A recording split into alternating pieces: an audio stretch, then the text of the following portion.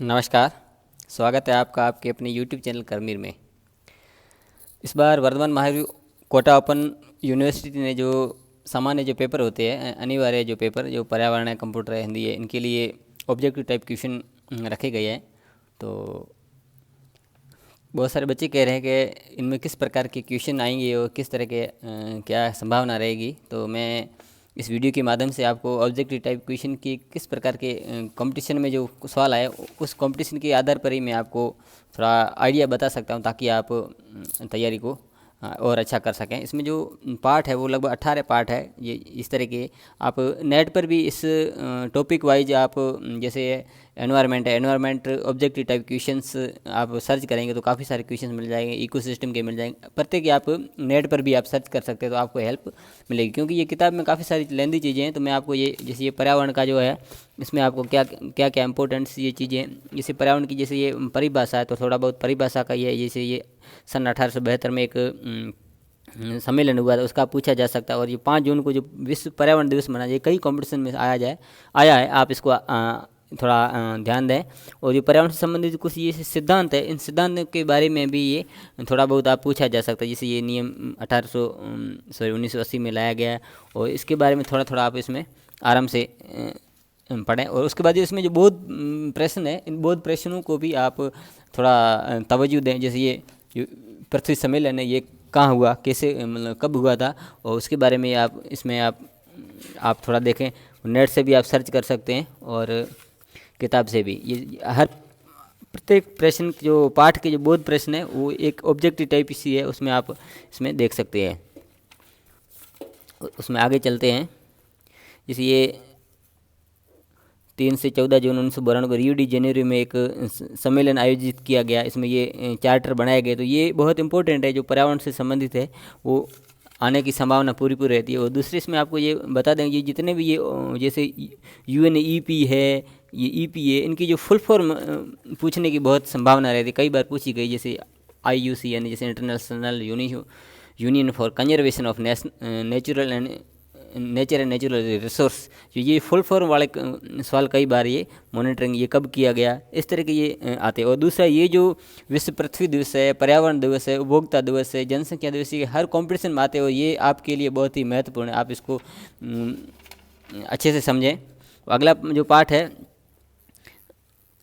Ecosystem, जो पारिस्थितिकी तंत्र है, इसको लेकर भी काफ़ी सारे सवाल आते रहते हैं। जैसे जल मंडल है, वायुमंडल है, जैव मंडल है, इसमें कौन कौन से ये घटक होते हैं, और सर्वप्रथम ये किसने ये इकोसिस्टम का शब्द दिया था, ये बहुत बड़ा, बहुत ही महत्वपूर्ण सवाल है, आप इनको भी दें। और दूसरा जैसे पृथ्वी है 73% जल से ढकी हुई, ये भी एक तरह एक छोटा सा सवाल आपके बन सकता है।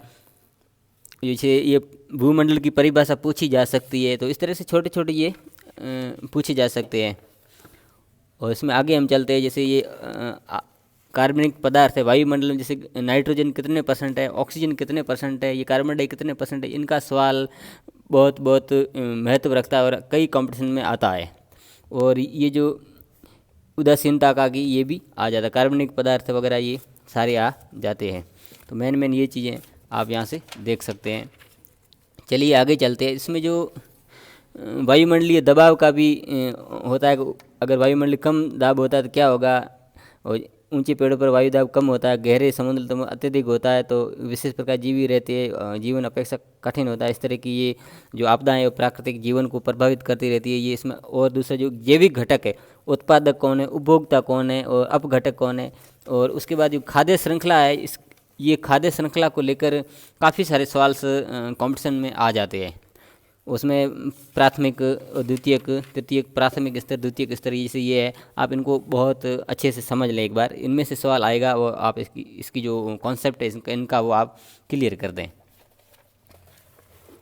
आगे इसमें चलते हैं। ये जो पारिस्थितिकी तंत्र में जो प्रवाह है, इसका जो मॉडल है, ये वैज्ञानिक लिंडमैन ने 1942 में बनाया। ये भी बहुत महत्व रखता है। सूर्य के प्रकाश का केवल 42% भाग इधर से है। इस तरह के छोटे छोटे सवाल आप यहाँ से जो महत्वपूर्ण रखते हो वो आप देख सकते हो। और दूसरा ये भी है कि पारिस्थितिकी तंत्र के 3 समूह हैं, तो इनको भी ऑब्जेक्टिव टाइप में से अबसद करके आपसे पूछ सकता है कि निम्न में से कौन कौन सा, तो कोई भी ऑप्शन दे देगा आपको, ये 3 वाला सही, ये सवाल बन सकता है। आगे चलते हम। जो पोषक तंत्र है उसमें, जैसे ये सूर्य का जो प्रकाश 100% आता है उसमें कितना परिवर्तित हो जाता है, कितना संचित होता है, कितना श्वसन क्रिया में चला जाता है, तो इसको लेकर भी एक सवाल बन जाता है। और उसमें जो प्राथमिक उत्पादक है, द्वितीयक उत्पादक है, तृतीयक उत्पादक है, जैसे इसको हिट्रोफिक कहते हैं, और दूसरा इसको इस तरीके से सवाल भी आते हैं, जैसे परजीवी किसको कहते हैं। तो इस तरह के सवाल ये सारे आया कर। दूसरा ये जो पिरामिड है, जो खाद्य श्रृंखला उत्पादक, ये पिरामिड को लेकर भी आप इसको थोड़ा अच्छे से आप समझ लें। जैसे नेट उत्पादन, जो बहुत प्रश्न में हर बार जो आ जाते हैं। आगे हम चलते हैं अगले पार्ट की, इकोसिस्टम की जो प्रकार है, टाइप्स ऑफ इकोसिस्टम।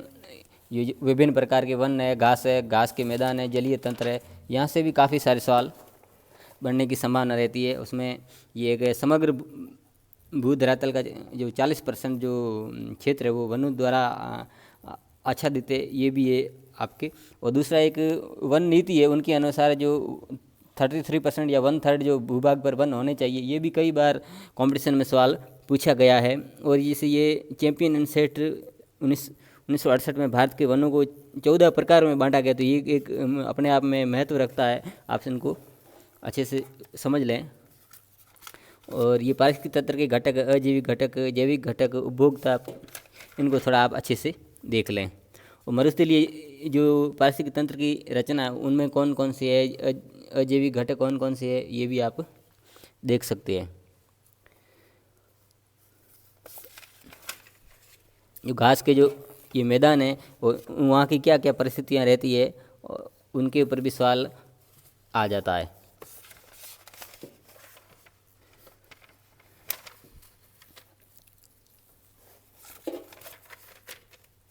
और कई बच्चे कह रहे हैं कि हमारे पास ये बुक नहीं है, तो मैं यही बुक आपको इस वीडियो के डिस्क्रिप्शन में PDF के रूप में दे दूंगा, आप यहाँ देख सकते हैं। ये वन है, तो वनों के बारे में सवाल आ जाता है। तो एक महत्वपूर्ण सवाल होता है कि वन नीति के अनुसार कितने भूभाग पर वन होने चाहिए, तो 1/3 या 33%।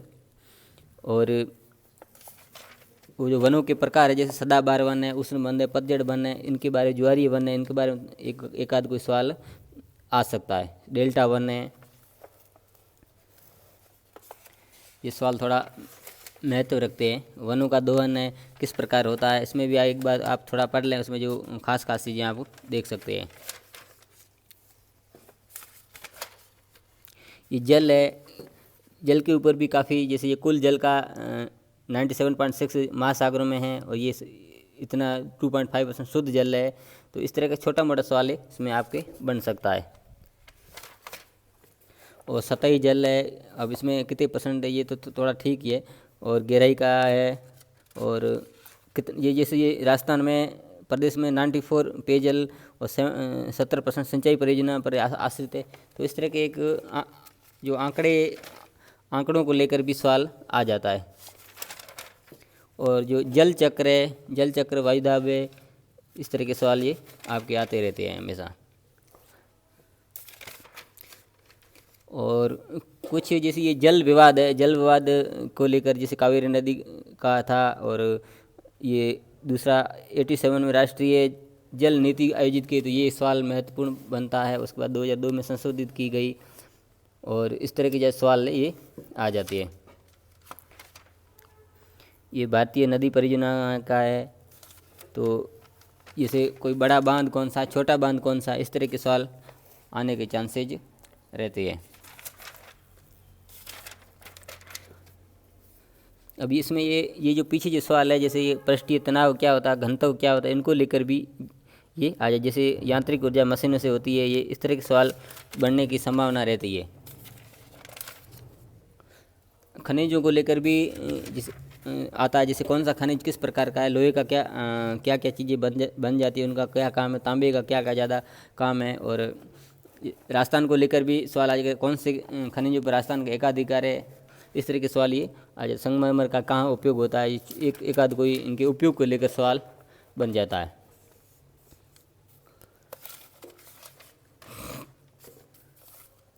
जैसे इसमें लोह धातु है, और जैसे ये बहुत इनको आप जो राजस्थान के संदर्भ में, जैसे खनिज जिन पर राजस्थान का एकाधिकार है, जैसे संगमरमर है, चमड़ा, तांबड़ा है, चांदी है, और कौन से खनिज जो महत्वपूर्ण स्थान रखते हैं, जिनकी राजस्थान में कमी है, तो ये आप इसमें देख सकते हैं। अधात्विक खनिज है, ईंधन के खनिज है, इनके बारे में सवाल बनने की संभावना पूरी रहती है।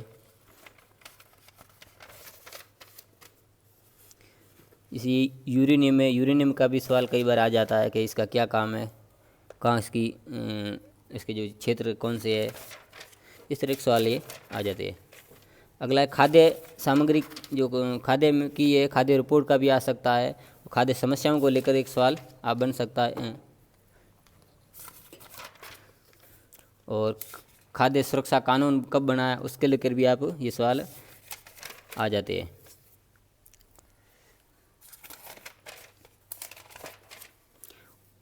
ऊर्जा के भी का सवाल बनते, जैसे नवीकरणीय, अनवीकरणीय स्रोत, परंपरागत, गैर परंपरागत स्रोत, इनको आप देख लें एक बार।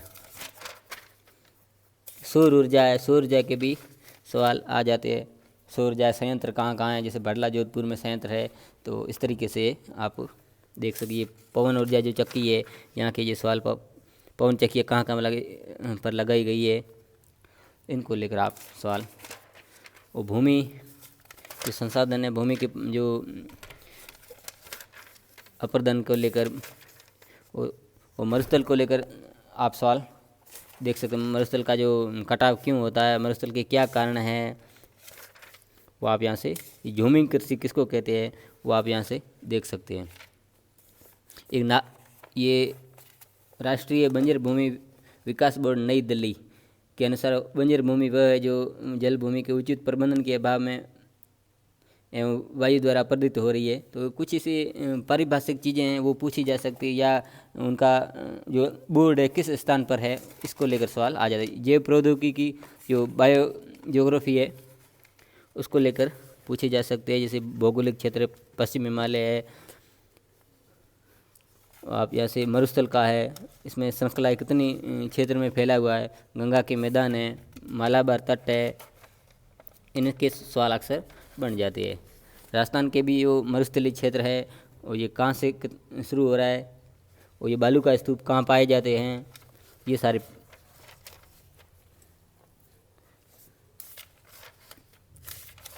और अभी भी कौन कौन सी जो प्रजातियाँ हैं वो संकटग्रस्त है, उसके बारे में सवाल। अब ये IUCN का भी फुल फॉर्म आपसे पूछा जाता है।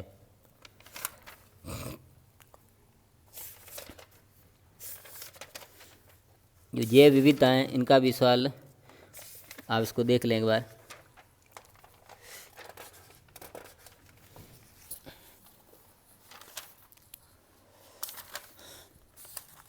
आनुवांशिकता, पारिस्थितिकी विविधता, जो वन्य जीव जो संरक्षण है, ये गिर के वन है, और विभिन्न प्रकार के जो राष्ट्रीय उद्यान है, उनको लेकर सवाल बन सकता है। ये राजस्थान के जो राष्ट्रीय उद्यान है वो कहाँ पे है, कितने हैं राजस्थान में, वो सारे आपसे पूछे जा सकते हैं। और ये अभ्यारण्य सरिस्का है, केवला देव है, रणथंभौर है, कुंभलगढ़ है, तो इनके बारे में सवाल आ सकता था ये अभ्यारण्य किसके लिए फेमस है, या इस विशेष वन्य जीव के लिए कौन सा अभ्यारण्य है। तो इस तरह से सवाल घुमा फिरा के, जैसे सीता माता कई बार पूछा गया, ये रामगढ़ विषधारी है, ये इसके बारे में कई बार पूछा गया है। और फुलवारी की नाल है, जो आप जो करंट जीके है या राजस्थान जीके में जो बहुत सारे सवाल आते हैं, वो सेम के सेम आप यहाँ से आप देख सकते हैं। जो प्रदूषण को लेकर भी काफ़ी सारे सवाल आ जाते हैं कि प्रदूषण कितने प्रकार का, वायु प्रदूषण, जल प्रदूषण, ध्वनि प्रदूषण, और उसकी क्या क्या प्रभाव है। वैसे ज़्यादातर इतने कठिन नहीं आते, लेकिन कुछ चीज़ें एक सामान्य समझ को लेकर भी आ जाते हैं, और जैसे आपने किस तरह से पढ़ा है वो भी आपसे अपेक्षा रखी जाती है। तो 17-18 पाठ है, तो प्रत्येक पाठ से 3, 4 या 5 सवाल आने की संभावना है, तो उसको आप एक थोड़ा देख लें। ये ठोस कचरा प्रबंधन इसे के भी सवाल है। अपशिष्ट जो पदार्थ है, बाढ़ प्रबंधन है, चक्रीय निस्तारण है, चक्रवात है, उष्ण कटिबंधीय चक्रवात है, उष्ण जो शीतोष्ण का जो कटिबंध कहाँ तक फैला हुआ है, और उसकी और सुनामी है। ये एक बार थोड़ा थोड़ा आप उसको एक बार देख लें तो कुछ ज़्यादा इतना टफ नहीं है, लेकिन क्या है ऑब्जेक्टिव टाइप है, एक बार लग जाता है क्योंकि पैटर्न चेंज है इस बार। बाकी इतना कठिन नहीं है। जैसे क्लोरोफ्लोरोकार्बन है, इनके बारे में, ओजोन परत है, इनके बारे में सवाल, पराबैंगनी किरणों का क्या प्रभाव पड़ता है, वो सारे सवाल आप देख सकते हैं। और नाभिक की जो दुर्घटना है अल्फा बीटा गामा, यहाँ की से आप देख सकते हैं। जो अम्लीय वर्षा क्या होती है उसको आप, उसके क्या कारण है, उसके क्या दुष्प्रभाव है, आप यहाँ से इसमें पार्ट में थोड़ा देख लें एक बार। और पर्यावरण से संबंधित कुछ जो कानून बनाए गए हैं उनके बारे में आप देख लेंगे। और उसकी ये जो बोध प्रश्न है मैंने जो आपको शुरू में ही बता दिया, इन पे ऊपर आप थोड़ा गौर फरमाएं। जो 42 संशोधन में 19 क्षेत्र में ये सम्मिलित किया गया जो किस धारा के अंदर, ये एक बार थोड़ा देख लें। और ये वायु प्रदूषण जो अधिनियम में नियंत्रण 1981, इसको भी आप एक बार देख लें। और उसके बाद जल प्रदूषण निवारण अधिनियम 1974, ये भी जो अधिनियम है उन वो 1 नंबर के सवाल बनने के पूरे चांसेज है। वन संरक्षण अधिनियम 1980 है। और मानव जनसंख्या, ये जनसंख्या संबंधी आंकड़े है। और विश्व जनसंख्या दिवस जो 11 जुलाई को मनाया जाता है, आप देख सकते हैं। तो इस तरह से कुछ सवाल थे, मैंने आपको बताने की कोशिश की है। तो आप भी पढ़ें और नेट से भी आप डाउनलोड जो टॉपिक वाइज सर्च कर सकते हैं। जैसे खेजरली आंदोलन है, चिपको आंदोलन है, जो खेजरली आंदोलन का है, चिपको आंदोलन, ये आंदोलन से भी संबंधित एक सवाल। और टिहरी बांध का भी अक्सर कंपटीशन में आ रहा है, आप नेट पे भी सर्च कर सकते हो। और रीट भी के अंदर टॉपिक से। तो इस तरह से मैंने कोशिश की ताकि आपको मैं बता सकूं कि किस किस प्रकार के सवाल आने की संभावना रहती है। धन्यवाद।